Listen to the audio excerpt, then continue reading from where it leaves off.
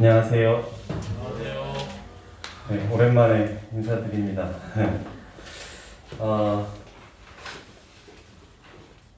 3월 1일부터 전공의가 돼서 소아 청소년과에서 1년차로 정신없이 살고 있습니다.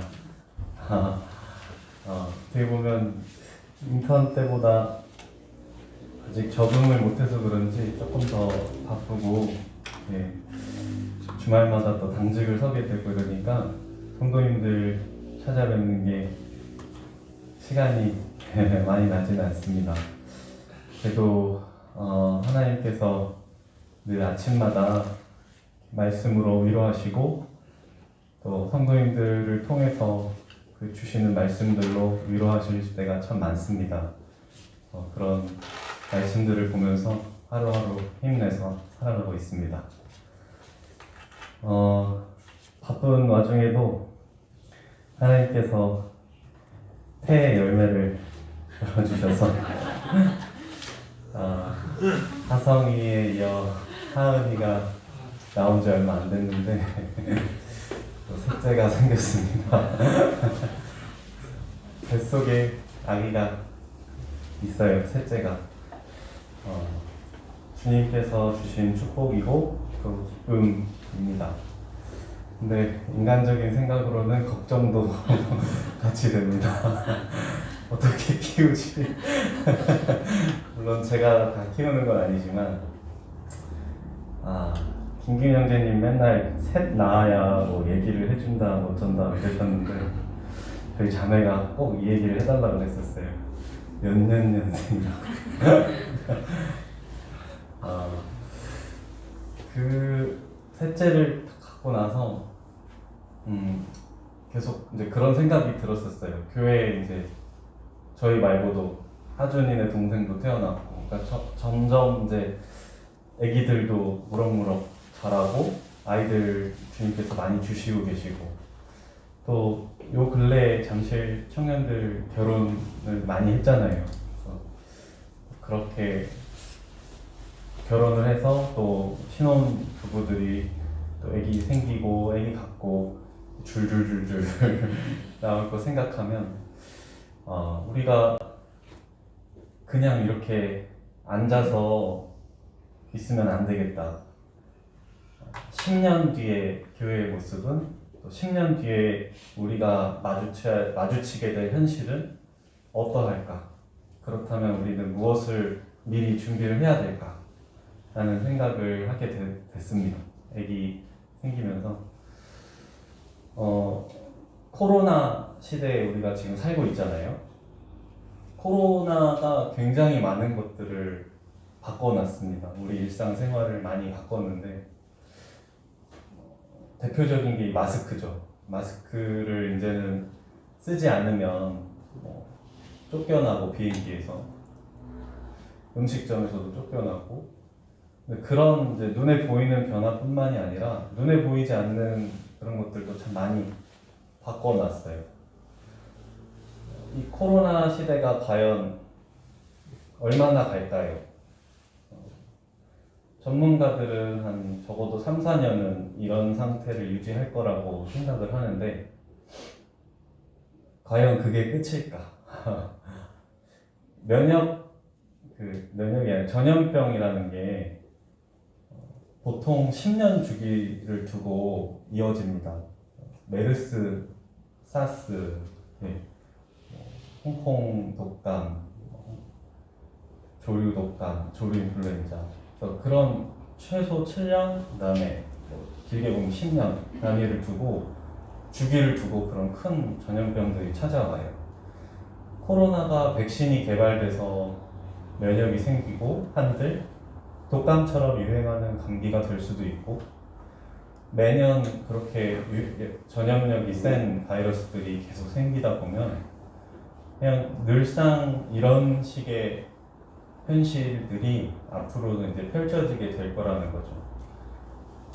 그러면 우리는, 교회는 이런 시대에 그냥 가만히 앉아서 이제 모이기를 더 힘써야지, 하는 그런 포괄적인 생각만 할 게 아니라 이런 시대에 어떻게 전도를 하며 이런 시대에 어떻게 우리가 모여서 예배를 드리고 어떻게 성도들과 교제를 하며 하는 것들을 구체적으로 생각을 해야 될 필요가 있다고 생각을 합니다.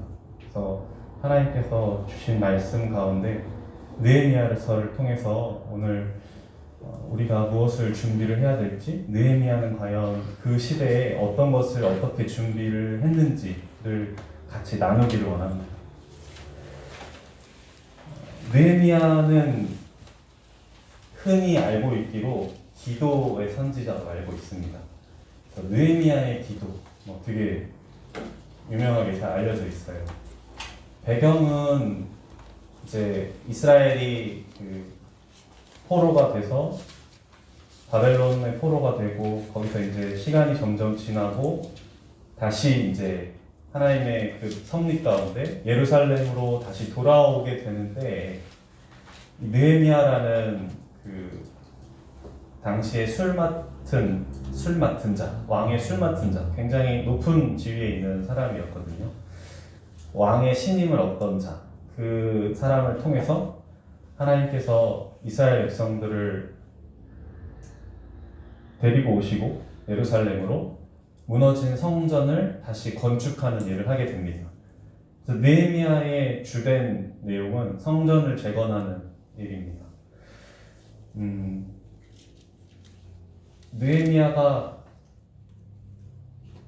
어떤 사람이었길래, 그리고 느헤미야가 과연 무엇을 했길래 하나님이 느헤미야를 그렇게 사용하셨을까를 좀 살펴보길 원합니다. 느헤미야 2장 4절 말씀 보겠습니다.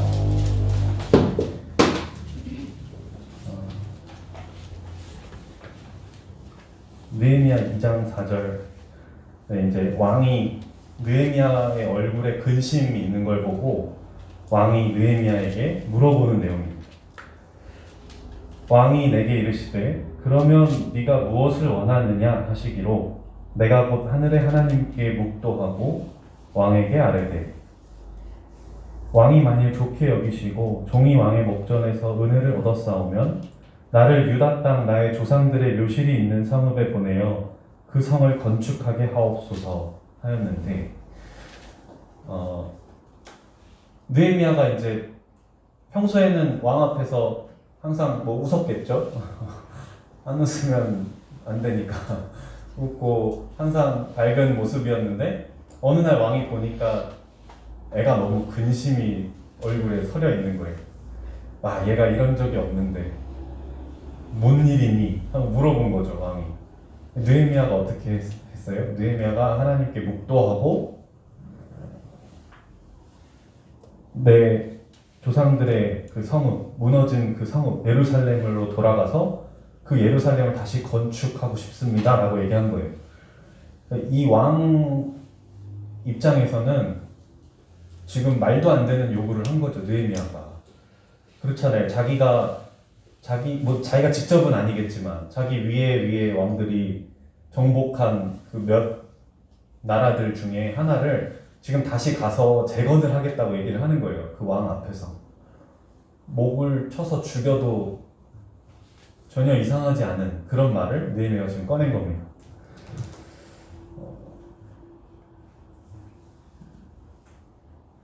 성전을 건축하는 일을 느헤미야가 지금 여기서 처음 생각해서 꺼낸 것일까요? 그 뒷부분을 읽어보면 그렇지 않습니다. 느헤미야는 준비를 했었어요.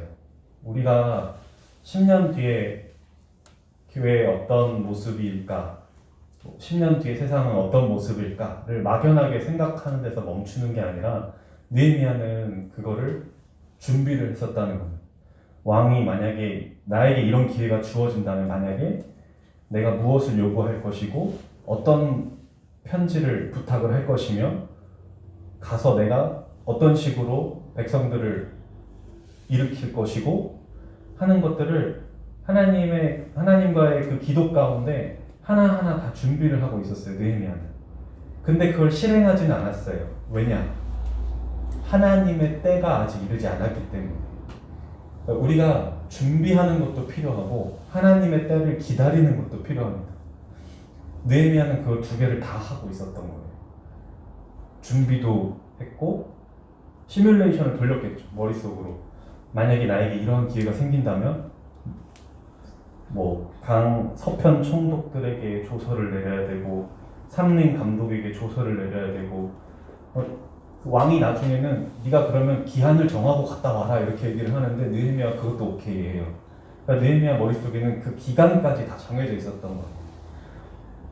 그만큼 되게 철저하게 여러 번 생각하고 준비하고 있었던 것이죠. 예루살렘의 재건을, 하나님이 바라시는 그 예루살렘의 재건을 느헤미야는 준비를 철저하게 하고 있었고 단 입 밖으로 꺼내지 않았어요. 왜냐?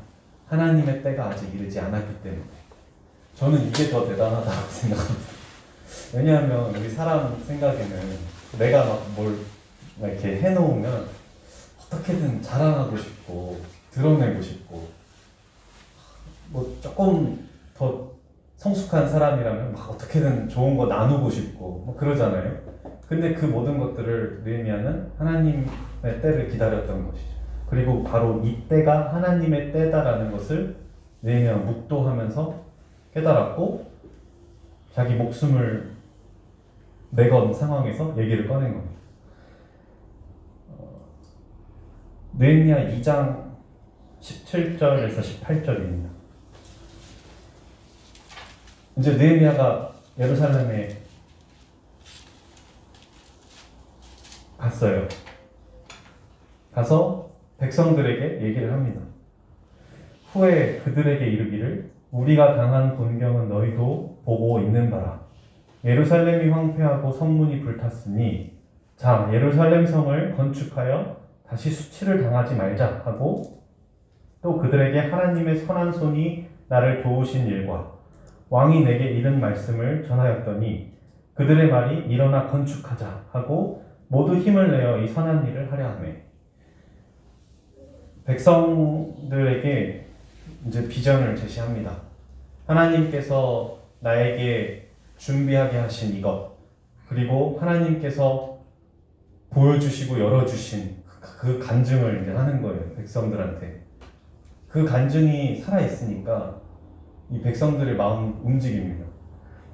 그래서 느헤미야가 백성들에게 비전을 제시하죠. 성전을 건축하는 과정을 쭉 다 볼 수는 없겠지만 쭉 보면은 오직 이스라엘 자손의 힘으로만 건축을 하게 합니다. 외부의 힘을 빌리지 않아요. 그리고 모든 이스라엘 자손이 다 참여하게끔 그렇게 합니다. 참 대단하지 않아요? 자기가 믿는 몇 명에게만 뭐 일을 시키고 맡기고 하는 게 아니라 그냥 모든 이스라엘 백성이 다 참석하게끔, 참여하게끔. 그리고 말씀에 의지하여, 그 당시엔 율법이죠. 율법에 맞춰서 나의 생각과 내가 겪은 그 바벨론과 메데파사의 그 아름다운 궁전들의 그 모양 이런 걸 다 참고하는 게 아니라 하나님 말씀대로 다시 성전을 재건을 합니다. 그리고 위기들이 찾아와요. 막 주변에서 유혹하기도 하고 방해하기도 하고 막 협박하기도 하고 하는 그런 것들을 기도로 극복을 하게 됩니다. 느헤미야 4장 20절 말씀입니다. 너희는 어디서든지 나팔 소리를 듣거든 그리로 모여서 우리에게로 나아오라. 우리 하나님이 우리를 위하여 싸우시리라 하셨느니라. 그래서 왜 성전 건축을 느헤미야가 이스라엘 자손이 다 참여하게끔 오직 이스라엘 자손의 힘으로만 그리고 무조건 말씀대로 어떻게 보면 그 당시에는 그게 옛 것이잖아요. 근데 꼭 그 말씀대로 지었고 위기가 찾아오면 항상 기도로 극복을 하고 왜 그랬을까? 느헤미야는 그냥 성전을 새로 짓는데 의의를 둔 게 아니라 이 성전을 건축하는 과정에서 이스라엘 백성들이 변화받기를 원했던 것 같아요. 그게 느헤미야의 성전 재건의 핵심 포인트였던 것 같습니다. 그냥 딱 건물만 짓는 거면 사실 돈이면 다 해결됐죠. 권력도 등에 있었고 돈도 그냥 가져다가 쓰면 돼요. 근데 거기서 끝나면 언젠간 또 무너질 것이고 그것이 과연 하나님 원하시는 것일까 생각했던 것 같아요. 느헤미야가 한 업적이 성전을 재건하는 것만 있는 것은 아닙니다. 이걸 느헤미야서를 쭉 읽다 보니까 느헤미야가 참 이런 일도 했구나라는 부분을 볼 수 있었는데 느헤미야서 7장 1절에서 2절 말씀입니다.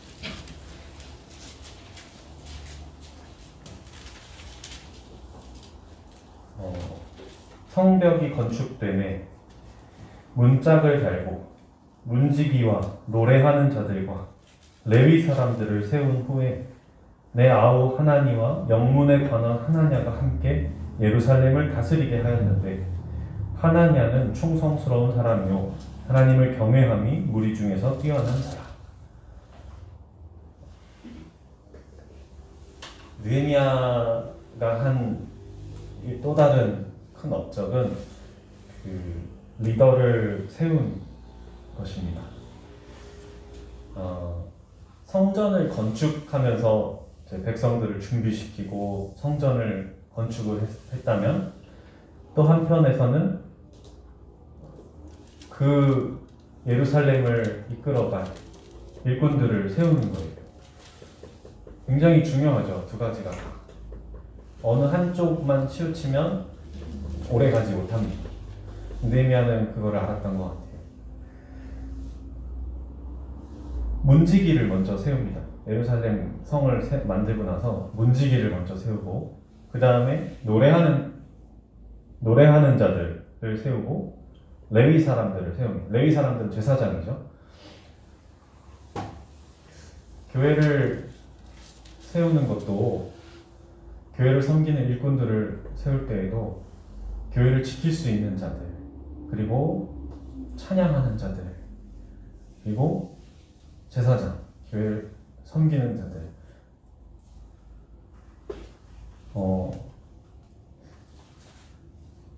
우리에게 무엇이 부족할까?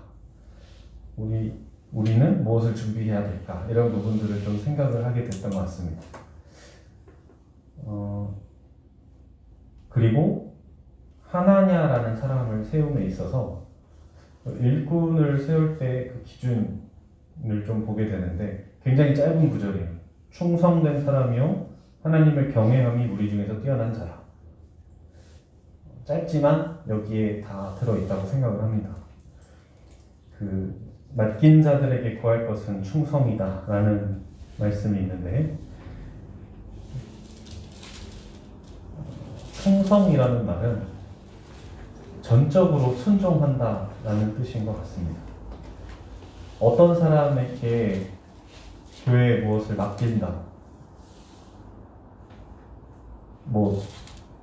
당연히 장로나 집사의 직분을 맡길 땐 당연한 것이고 우리가 주일학교 선생님을 맡기는 것 그리고 어떤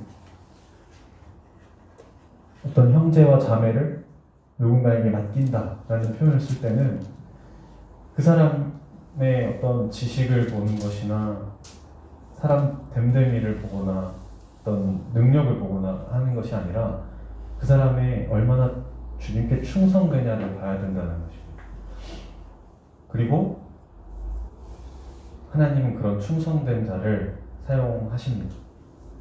아무 능력이 없어도 하나님 능력을 더해주시고 지혜가 없어도 지혜를 더해주시더라고요. 옆에서 보니까 제가 겪은 짧지만 제가 겪은 바로는 그랬어요. 분명히 A라는 사람보다 B라는 사람이 더 지혜롭고 더 매력적이고 그런데 하나님은 A라는 충성된 사람을 더 사용하셔서 하나님의 일을 하시더라고요. 사람이 자기의 열심으로 일을 할 수는 있어요. 근데 그 일이 하나님의 일을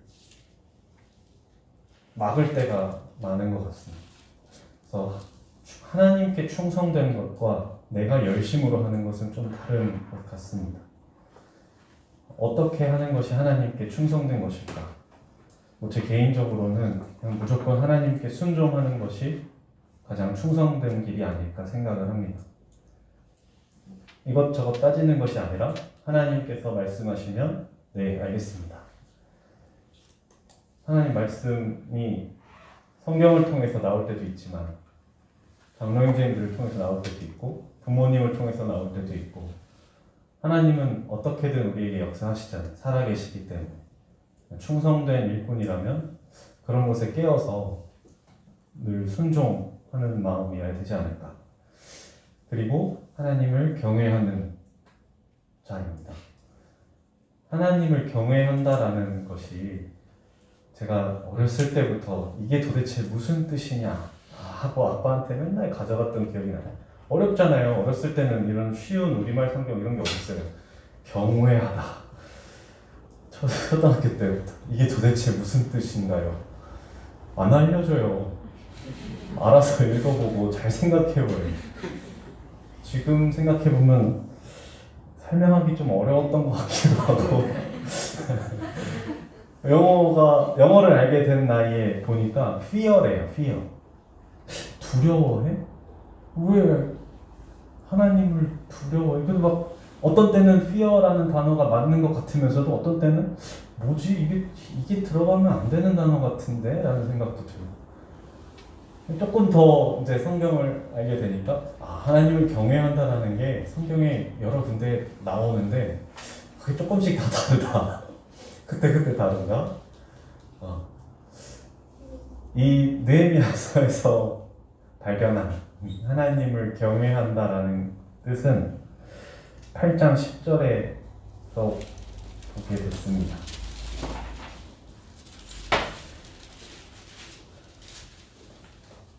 하나님을 경외하는 삶이란 어떤 것일까? 여러 가지가 있겠지만 그 중에 한 모습이 여기 나오는 것 같습니다.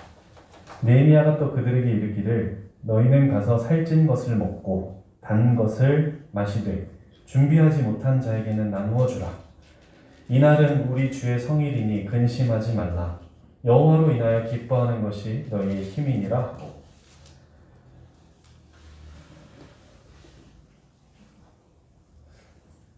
준비하지 못한 자에게 나누어 주는 것, 그리고 하나님을 기뻐하는 것.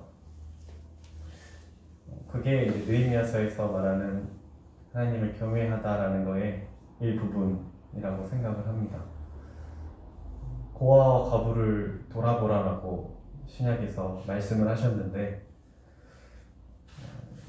코로나 시대를 살면서 사람을 마주치는 것을 꺼려하게 되고 또 어떻게 보면 지극히 이기적이게도 나 자신과 내 가족의 건강을 먼저 생각하게 되고 우리가 그 형제와 자매를 서로 돌아보고 서로 인사하고 문안하라라는 그 신약 성경의 가장 기본적인 그 교회의 모습들을 좀 잊어버리고 사는 것이 아닌가 생각이 듭니다. 마주치지 않아도 얼마든지 돌아볼 수 있잖아요. 전화도 할 수 있고 카톡도 되고 편지 쓰셔도 돼요. 요즘 젊은 친구들 손편지 받으면 약간 감동받을 수도 있어요. 익숙하지가 않아서. 그리고 하나님을 기뻐하는 것. 하나님을 기뻐하는 삶이 말은 쉽지만 굉장히 어려운 것 같아요. 내 상황이 어려울 때면 더더욱 그 무화과 나뭇잎이 마르고 포도 열매가 없고 감람나무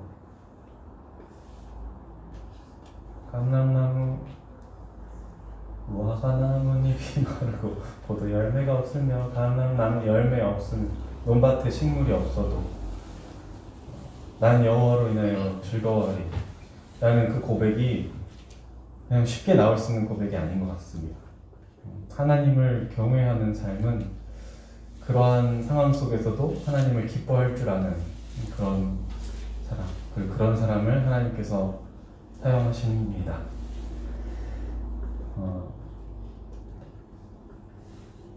느헤미야가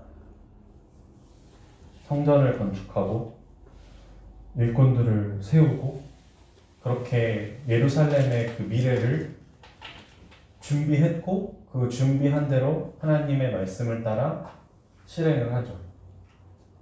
하나님의 때에 이러한 모습들을 보면서 나는 그리고 우리는 무엇을 어떻게 준비를 해야 되는가, 그리고 하나님의 때를 어떻게 분별할 수 있는가 하는 것들을 좀 돌아보게 됐습니다. 잠실교회도 미래의 자녀들이 태어날 것이고 또 그들로 인해서 교회가 생명이 넘쳐날 것이고 하는 그런 꿈을 꿉니다. 그래서 그런 시대를 위해서 우리가 지금부터 할 수 있는 것이 무엇이 있을까? 그리고 그러한 것들을 하려면 나는 어떤 준비를 해야 되는가? 라는 생각을 하게 됐습니다. 끝으로 느헤미야가 위기 때마다 그리고 느헤미야서의 그 시작하는 부분에 있어서 항상 기도를 합니다. 하나님께. 그리고 이스라엘 백성들 앞에서도 하나님께 기도를 해요. 그 위기 중에 기도하고 하나님이 그럼 그 기도를 들어서 응답하시는 것을 이스라엘 백성들이 보게 됩니다. 그러면 이스라엘 백성들이 깨닫게 되죠. 하나님은 약속하신 것을 이루시는 분, 기도를 하면 기도에 응답하시는 분, 간구함에 응답하시는 하나님. 그게 머릿속에만 각인되는 게 아니라 자기들의 삶 속에 그거를 경험하게 됩니다. 살아있는 그 신앙이라는 것이 이런 식으로 전달이 되는 것 같아요. 하나님을 아는 것이 너희의 힘이다라고 얘기를 하는데 그 안다라는 것이 그냥 글을 통해서 아는 것이 아니라 경험하다, 겪다라는 안다거든요. 하나님을 얼마나 경험을 했을까 하고 좀 돌아보게 됐습니다. 그리고 내가 직접 경험을 하는 것도 중요하지만 앞서 그러한 경험들을 한 형제님들의 그 간증을, 그 삶을 옆에서 지켜보는 것 또한 이스라엘 백성들처럼 그게 나의 힘이 되고 나의 신앙이 되는 거고, 우리 그 학생들 또 청년들을 보면은 간혹 가끔 이제 앞선 형제님들 나이가 많이 드시고 좀 힘들어 이렇게 걸어다니고, 저희 아빠 보면 항상 이렇게 걸어다니고 거리고 그래도 그런 삶을 옆에서 계속 지켜보는 것, 그것만으로도 내가 하나님을 간접적으로 경험할 수 있는 길이 되는 것 같습니다.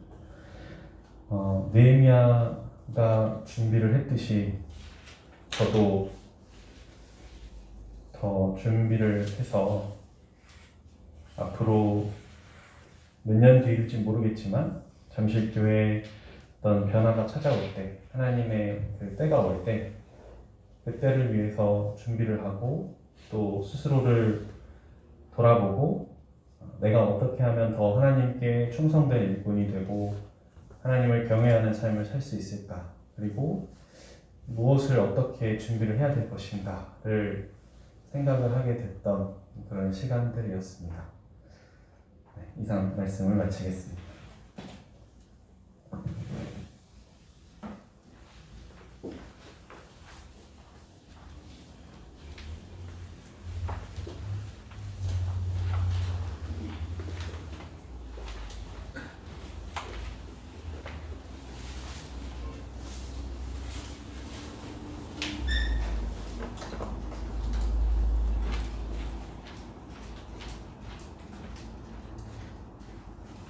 안녕하세요.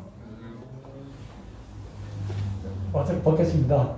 발음이 좀 제가 좀 좋지 않아가지고 벗겠습니다. 우리 이번 주가 복음 전도를 하는 주간으로 해서 이제 구독자들 찾아가는 복음 전도를 하고 있는 걸로 알고 있습니다. 근데 복음이 뭐예요? 한번 복음이 뭡니까? 물어보면 참 여러 가지 대답이 나올 수가 있어요. 복음은 기쁜 소식이다 하는 분도 있고, 그 뜻이 그거니까 복음, 기쁜 소식이다. 그러면 또 복음의 본질은 무엇이냐? 그거는 약속이다. 보이지 않는 하나님을 우리가 믿고 신뢰하는 것은 그분의 말씀, 특별히 그 약속이잖아요. 근데 이제 그 약속의 내용이 뭔가 이제 아는 것이 이제 우리가 복음을 설명하는 거지 않습니까? 또 복음이 뭐냐 그러면 예수 그리스도다. 뭐 그렇게 하는 분이 있어요. 이거 조금 풀어서 주님께서 오셔가지고 이 땅에 오셔서 이루신 일, 특히 죄에서 구원하기 위해서 십자가에서 죽으시고 다시 부활하신 이렇게 이제 구체적으로 예수님이 누구냐와 예수님 무슨 일을 하셨냐고 이렇게 풀어서 하는 분도 있고 여러 가지가 있을 수 있습니다. 왜냐하면 그 단어가 이제 그 함축된 의미가 있기 때문에 사실 그 내용은 또 사실 알아야 되지만 그냥 이렇게 딱 던져서 물어볼 때에는 여러 가지 대답이 나올 수가 있습니다. 마치 저거가 똑같아요. 교회 그러면 에클레시아, 교회가 무엇이냐 그러면 그 우리 시작 성경에서는 그 모임, 성도들의 모임을 교회라고 했습니다.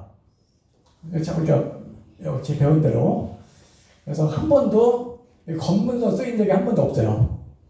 신학생이 어디 보세요. 어디 건물로 쓰인 적이 없잖아요. 우리 지금 세상에서도 마찬가지잖아요. 동창회 내가 갔다 그러면 동창회가 무슨 건물이 아니잖아요. 회자가 모임이잖아요.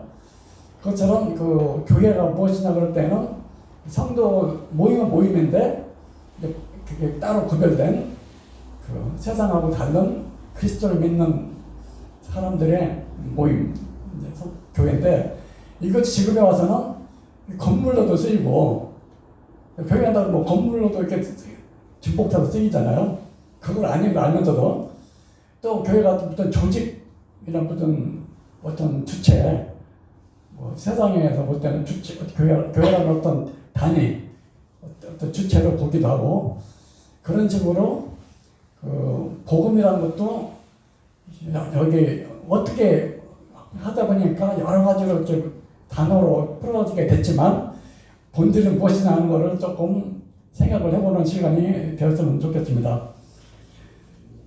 그 빌립보서에 보면 막 그 빌립보 감옥에 가셨을 때 막 기진이 났잖아요. 그래서 그 간수가 내가 어떻게 구원받으니까 그러니까 주 예수를 믿어라. 사실 그거 한마디가 핵심이니까 했겠지만 딱 그 한마디만 갖고도 간수가 무슨 말인지를 알았겠죠. 평소에 베드로가 같이 면도도 막 여러 가지 글씨도 전했으니까 아니면 이제 또 그 말만 했겠죠. 다른 말도 했겠죠. 후에 그때는 뭐 그것만 했겠지만 그래서 이제 복음이 무엇이냐, 구원받는 복음이 무엇이냐를 조금 살펴보기 원합니다. 결론적으로 말씀드리면 저는 아까 복음을 여러 가지 설명했죠. 예수 그리스도다, 기쁜 소식이다. 저는 특별히 관계라는 것을 한번 그러니까 복음의 본질은 관계다. 왜냐하면 우리가 성경을 창세기부터 계시록까지 쭉 읽으면서 많은 사람들이 나오고 많은 사건이 등장하지만 결국 우리가 놓치지 말아야 할 부분이 뭐냐면 나와 하나님과의 관계예요. 그래서 하나님께서 사람을 만든 이유도 뭡니까? 사람하고 관계 때문에 만든 거잖아요. 그 동물의 왕국처럼 동물 딱 만들어놓고선 잘 잘라거든. 말은 말대로, 멍멍이는 멍멍이대로, 양양대로. 그래서 뒤에서 딱 흔드는 의자에 앉아가지고 잘 먹고 있구만. 잘 먹고 있구만. 이렇게 외관견 보듯이 한 게 아니잖아요. 사람은 특별히 그 하나님을 닮게 만들어서 결국 뭡니까? 하나님하고 관계. 하나님 관계에 있어서 다른 피조물하고는 엄청나게 다른 관계를 맺잖아요. 근데 그 선악과 이제 죄 얘기를 제가 말씀 계속 드렸지만 그 죄의 본질이 뭡니까? 하나님 관계가 끊어진 거죠. 그러니까 쉽게 얘기하면 하나님을 신뢰하지 않은 거죠. 마치 세상에서 남자와 여자의 결혼 관계라고 생각하면 그 결혼한 부부의 가장 치명적인 그 분리가 뭡니까? 믿지 않는 거죠. 세상에서 제일 가까운 사이가 남편하고 아내 사이인데 딴 남자 말 듣고 내 말 안 듣고 그러면 이건 뭡니까? 뭐 행위적으로 뭐 바라봤다 이런 처는 아니라 남편을 더 안 믿는 거죠.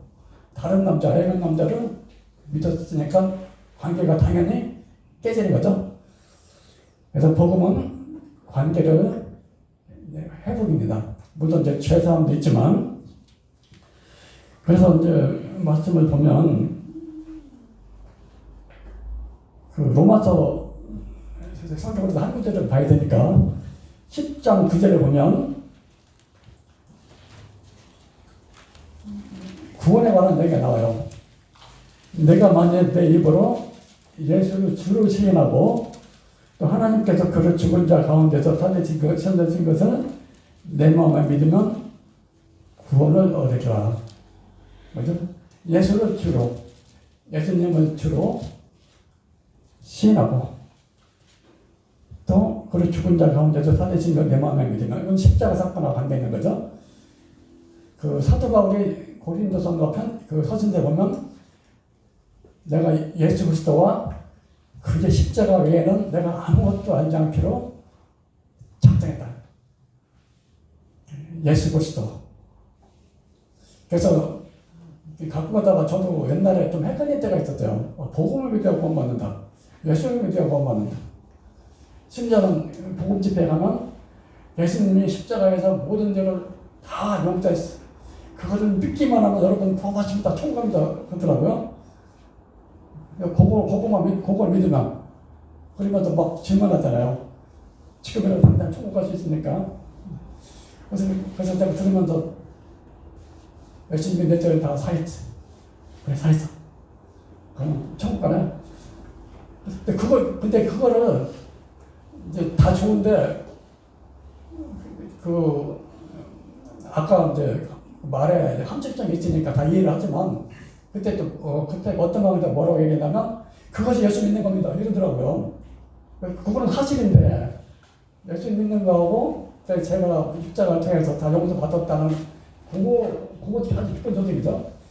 그걸 믿는 게 예수님 믿는 거라고 하니까, 예수님 믿는 거는 내가 인격을 믿는 거고, 내 죄가 다 사했다 하는 거는 그 어떤 사실인데, 그게 같은 거다. 그러다가, 그럴 때가 제가 있었어요. 그런데 여기 이런 말씀을 보면서, 이거는 예수님을 나의 주로 믿고, 또 그분이 이 땅에 오셔서, 이 땅까지 하늘에만 계신 게 아니잖아요. 이 땅에 오셔서 나한테 뭐를 해줬냐. 죄값을 쳐놓고 하는 이거를 같이 믿어야 되는 거 아닌가 생각합니다. 그래서 꼭 맞는 예라고 할 수는 없지만 누가복음 17장 보겠습니다. 누가복음 17장 11절부터 보면 또 길으니까 내용은 아시니까 잠깐 설명드릴게요. 그 문둥병자 연병이 있었는데 거기 문둥병들이 요청했죠. 구원하는데 요청해야 돼요. 가만히 있는데 뭐 구원의 필요성이 없는 사람한테 얘기해야 돼지한테 진주 던지는 거랑 마찬가지죠. 어떤 간에 그 병을 낫게 되려고 가는 거 있을 때 예수님이 제사장한테 가서 네 몸을 보여라.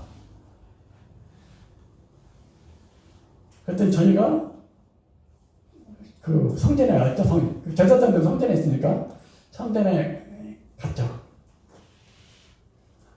이제 기록되진 않았지만 제 생각에는 그냥 막 뛰어왔을 것 같아요. 아이고 그냥 가자. 성전 예수님 소문 듣고선 이렇게 의뢰를 했는데 그 말씀을 주시니까 야 가자. 하면서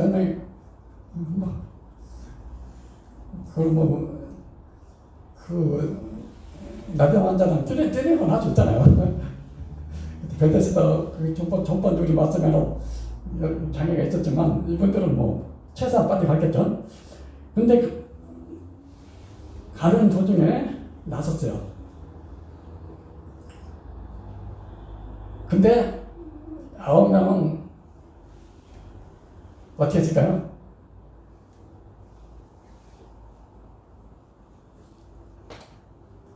아명은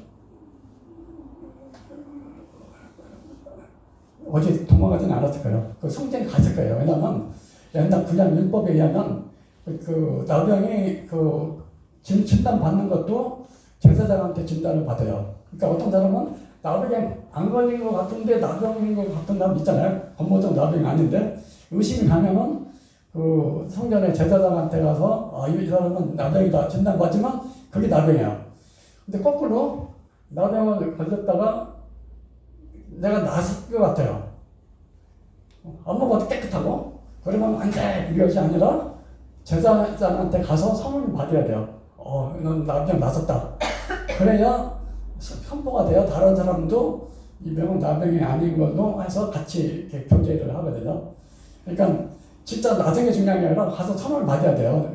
그래서 9명은 어쨌든 간에 율법, 그때는 이제 율법하고 이제 예수님의 신약에 이제 상존하는 시대니까 어쨌든 간에 그 구약 율법에서 가실 거고, 한 명은 뭡니까?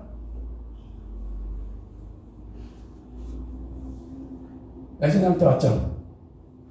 그리고 살해하고 경배했어요. 여기 살해도 되죠? 경배했어요. 왜 그랬을까요? 고마워서? 일반 격박교에서는 그렇게 얘기하죠. 감사함을 모르는 사람들은 배은망덕한 사람입니다. 환대받았죠.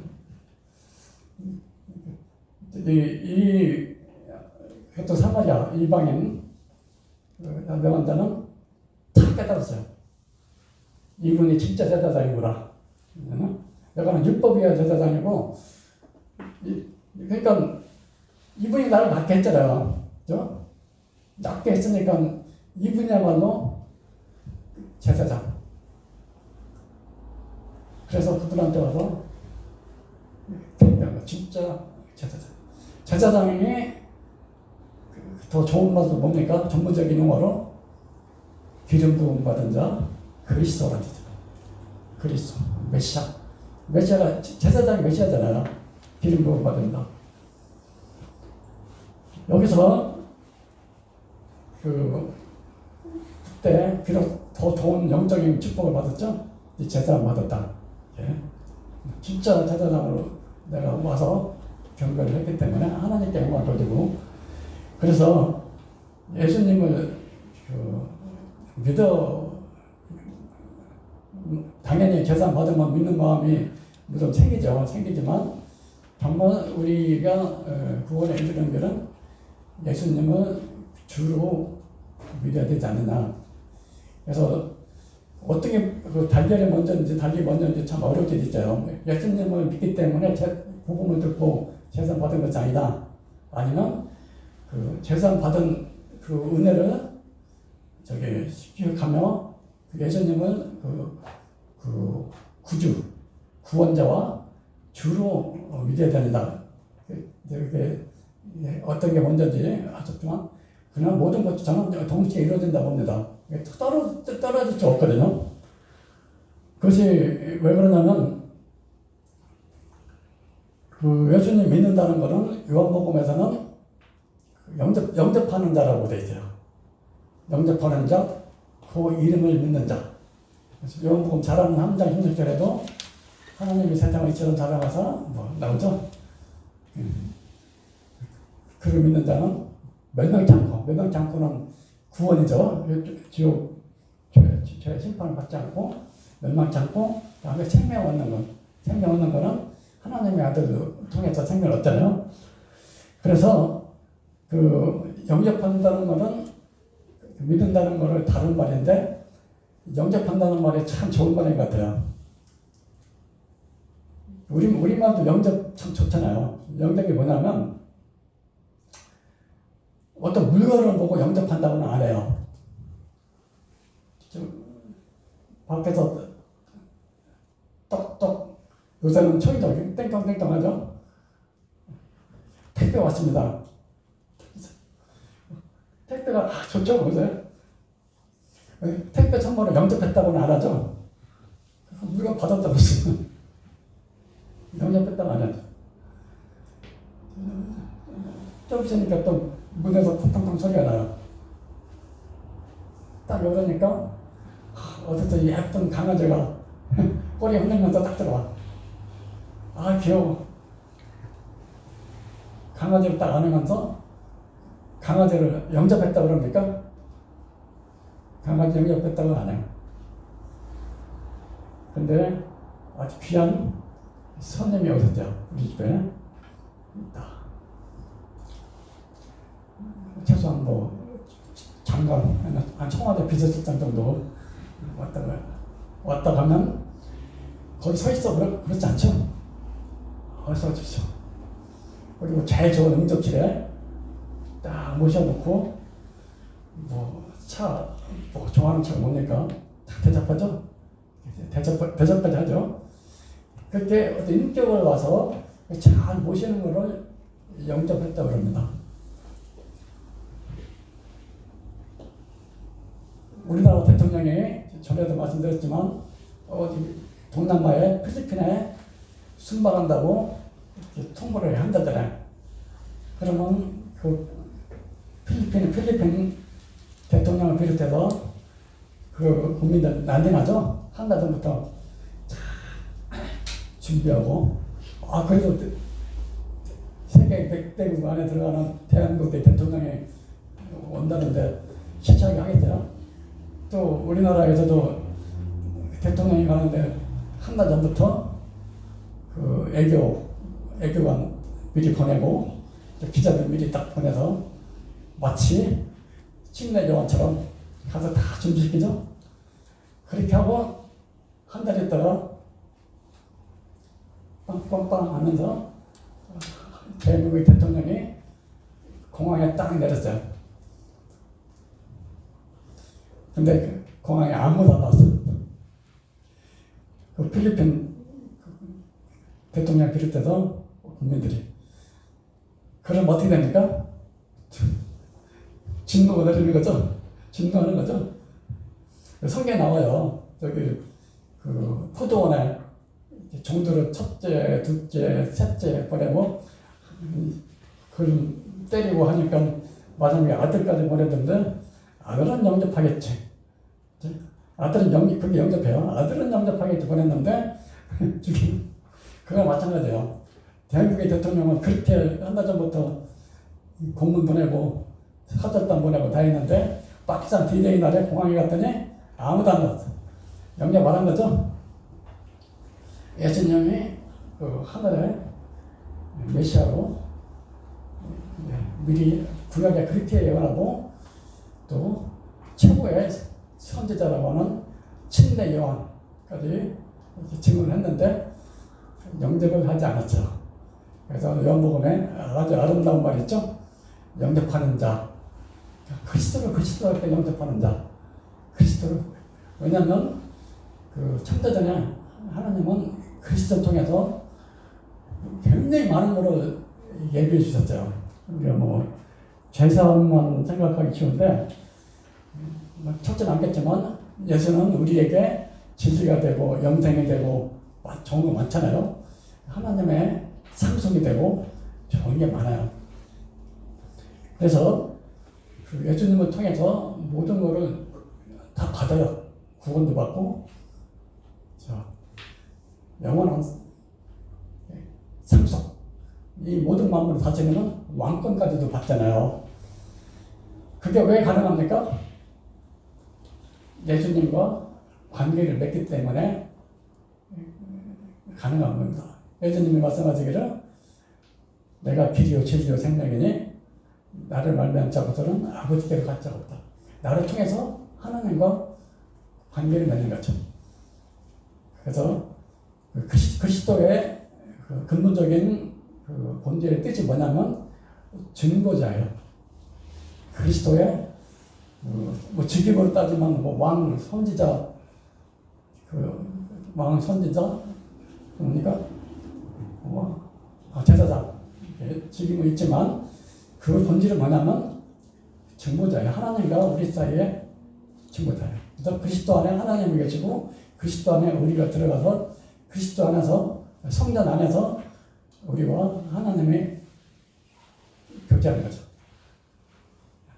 근데 그걸 왜 그리스도를 이렇게 우리가 관계 맺는 게 중요하냐면 이렇게 그리스도 안에 모든 게 다 있기 때문에요.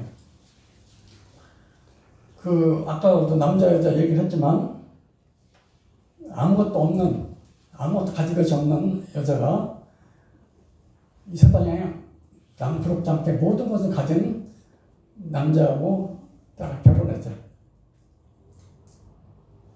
그래서 여자는 남자로 말미암아 모든 걸 갖게 됐죠.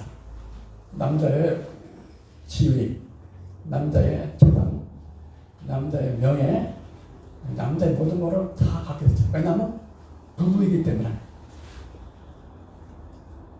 근데 하나님은 나는 혼자로 절대 내 손한테 뺏을 자가 없다고 했기 때문에 안심은 되는데 논리적으로 생각해보는 거죠.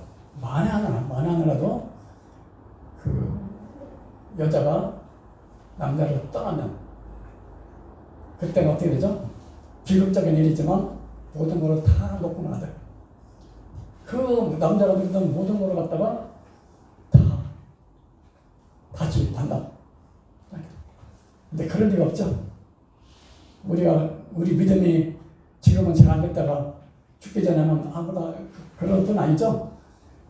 로마서에 보면 믿음에서 믿음에 일어나는 믿음은 계속 되는 거죠.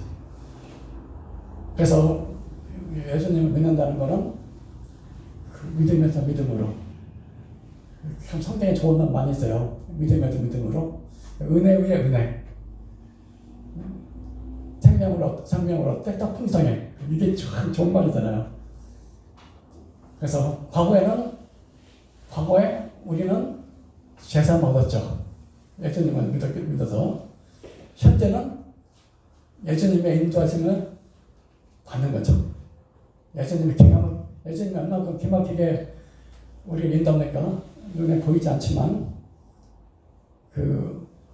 제가 최근에 에스더서를 읽었는데 에스더서 보세요. 하나님의 기가 막히게 눈에 보이진 않지만 그 에스더서의 특징이 그거잖아요. 하나님이란 말이 없잖아요.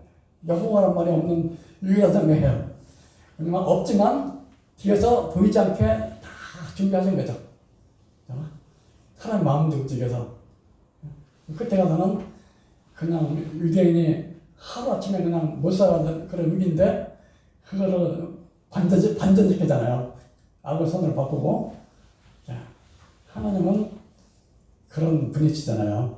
그러니까 그 눈에 보이지 않지만 반전을 이루시는 현재에 나와 동행하시고 또 미래는 어떻습니까? 과거에 재산 받았고 현재는 동행하고 있고 미래는 다시 오시잖아요. 다시 오셔서 우리가 그분과 함께 변화된 몸으로 이 만물을 다스리잖아요, 우리가. 맞아요. 그래서 저는 이제 복음이 제3 복음도 사실 정식 깨달은 건 주님을 믿게 돼 있어요. 믿게 돼 있는데 아까 중간에 말씀드린 것처럼 요것만 믿으면 된다. 그렇게 어떤 분이 하여튼 그것 때문에 뭐 아주 죄에 대해서 고통을 느꼈기 때문에 그게 그렇게 반할 수가 없었지만 아까 누가복음의 그 말씀처럼 모든 것이 어디서 왔느냐? 예수님 때문에 온 거잖아요. 그래서 심지어는 그런 거를 쓴 적도 봤대요. 죄에서 구원이나 죄 의식, 죄 책임에서 구원이나 그 내용이 그렇게 재밌더라고요. 죄책감에서 구원이 혹시 잘못될 수도 있지 않는다. 물론 죄에서 영원한 정죄에 받지 않으니까 당연히 그건 당연한 건데 죄책감에서는 그 받는 걸로 끝나고 못 가는 분이 있어요. 윌리엄이라는 영화가 보니까 그게 들어 어떤 사람이 있었는데 그 사람이 교도소에 가서 그 사람은 진짜 막 사형 당한다고 막 여론이 치는데 그분이 재판받으러 갈 때 이제 막 기자들이 있잖아요. 그래서 그 사람이 뭐라고 했는지 알아요? 하나님께서는 내 모든 죄를 다 용서하셨습니다. 그렇게 하면서 가니까 그 기자들 치면 저 사람 못 뛰는 사람이 하나님께서 내 모든 죄를 다 용서하셨습니다. 나는 이제 천국에 간다 하고서 웃으면서 재판에 끌려가니까 기독교인이 여러분 어떻게 생각하세요? 맞는 얘기는 맞는 얘기인데 이제 그거 참 어렵죠. 세상 사람이 눈을 볼 때는 그분이 진짜 저거 같다 그러면 우리 성도들은 죄를 지면 죄에 대해서 더 예민해져요. 성령의 인도하심을 따라서. 그러면 이것까지 예수님께서 용서줬구나 하면서 예수님한테 감사하는 마음이고 아까 같은 그 상황이 발생하면 그 사람은 막 무릎 꿇었을 거예요. 무릎 꿇고 그 자기가 죽인 사람이 있거든요. 그 사람 부모한테 내가 진짜 잘못했다. 나는 세상에서도 사형당해서 마땅하고 죄값도 당연히 치르고 그리고 교도소에 있는 동안에 복음을 통해서 하나님이 나에 대해서 이렇게 이제 전도를 해야 되는데 그 복음은 어떻게 그 죄책감에서만 회복돼가지고 하나님의 내 죄를 용서하시구나. 그렇게 같이 보이니까 그 세상 사람들한테 오히려 덕이 안 되는 경우도 있었습니다. 물론 이제 믿음이 로마서에 보면은 하나님은 구원에 인색하지 않기 때문에 조금 살아있는 믿음이 있으면 다 구원을 하는 건 사실이지만 그러나 우리가 복음을 전할 때 우리가 놓치지 말아야 될 거는 예수님과의 관계. 예수님과의 관계는 믿음으로. 여기는 그 남자하고 여자한테 이 사람이 당신 남편입니까? 남편이 있는 사람한테 예, 남편입니다. 그렇게 하네요. 그리고 남편한테 이 사람이 당신 아내입니까? 그러면 진짜 부부 사이면은 예, 아내입니다. 근데 서로 부부가 아닌데 이 사람 남편입니까? 그러면 큰일 나죠. 질문도 답도 안 하죠. 그것처럼 우리가 예수님은 나의 그리스도한 뜻이 뭡니까? 나의 왕이시여 나의 제자장이시며 나의 선제자라는 걸 고백하는 거고 사도행전에 보면 예수를 주와 그리스도와 되게 하셨느니라 되어 있거든요. 여기서 주라는 거는 하나님이라는 뜻이에요. 그 성경에 주라는 말이 여러 가지 번역되기 때문에 이 모르듯하는 주가 참 말하기 어려울 때가 있어요.